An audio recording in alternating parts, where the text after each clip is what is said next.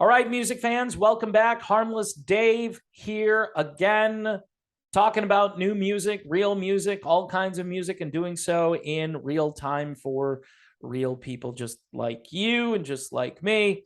Here's the new part of it.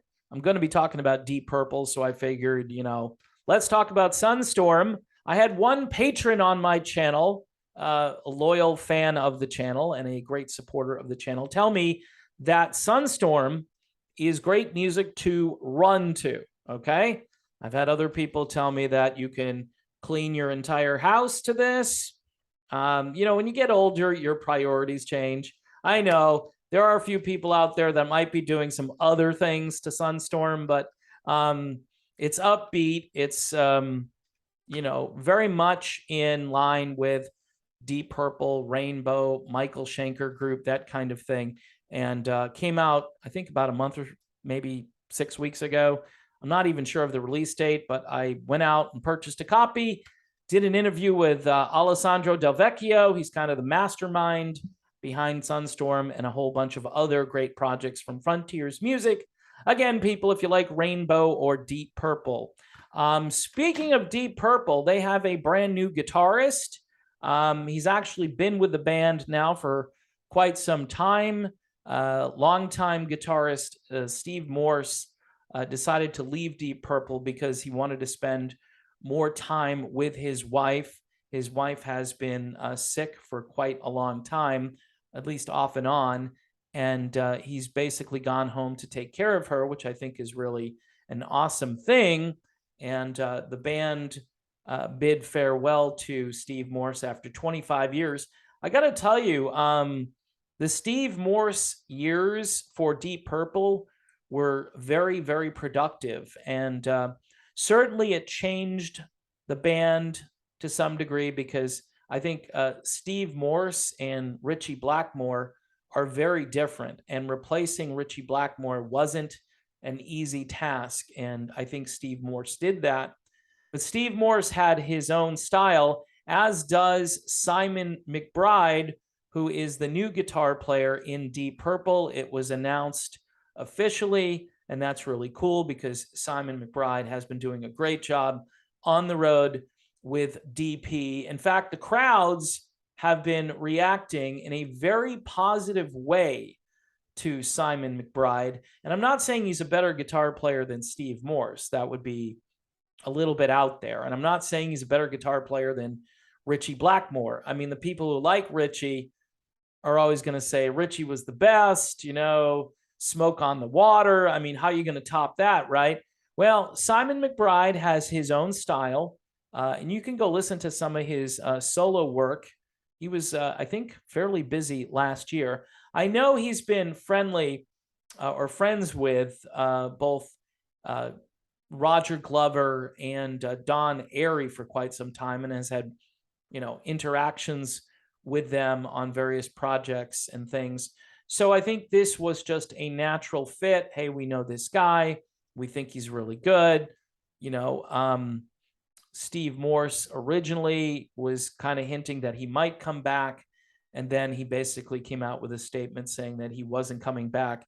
And you know what? You do something for 25 years and you put your stamp on everything and you fulfill all of those obligations and your family comes first.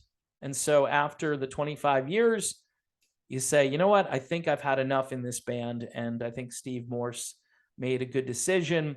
Jason Scheff did the same thing in the band Chicago, where he spent like 30 years. He had a whole bunch of family things to take care of.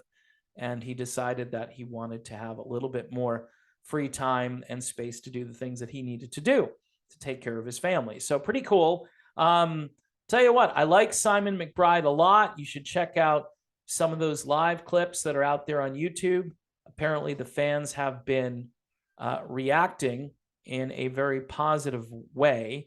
McBride, who had previously toured with both Purple singer Ian Gillan and Don Airey, among others, said that he learned a lot from Don Airey over the years playing with him because he plays some of the John Lord parts.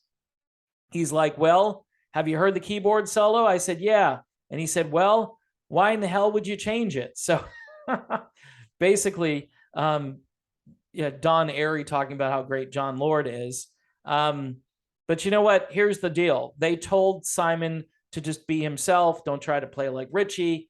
Don't try to play like Steve Morse. I think Steve Morse is probably even harder to imitate than Richie Blackmore. But look, for Deep Purple fans, I think this is a great addition to the band. What's really astonishing to me is how much longevity Deep Purple has had. I mean, these guys are getting kind of long in the tooth. You know what I mean? I mean, I don't know. I don't know how they managed to continue on. I mean, Ian Pace, I believe, is the original drummer in Deep Purple, and he's still in this.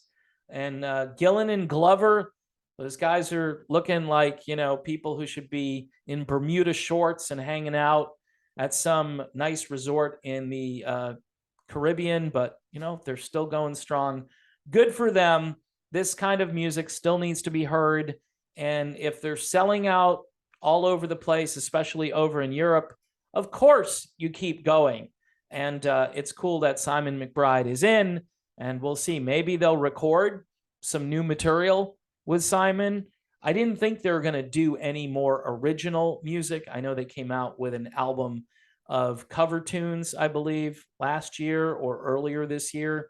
But their output over the years, as far as original material, has been really amazing. And a lot of that stuff flies under the radar. If you go back and listen to it, I think you'll do one or two holy crap Batmans. I mean, again, there's been a war on Deep Purple for a long time here in the States, since really the grunge era, and even maybe a little bit before that. I think the last thing that was on rock radio stations was from the album Slaves and Masters, which featured Jolyn Turner on lead vocals.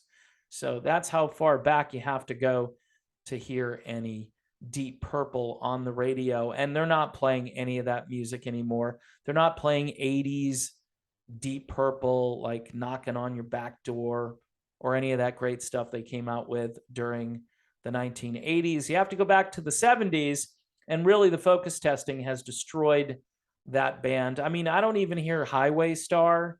You know, yeah, Smoke on the Water, whoop-de-doo. That's the one song you're going to hear. It's sad.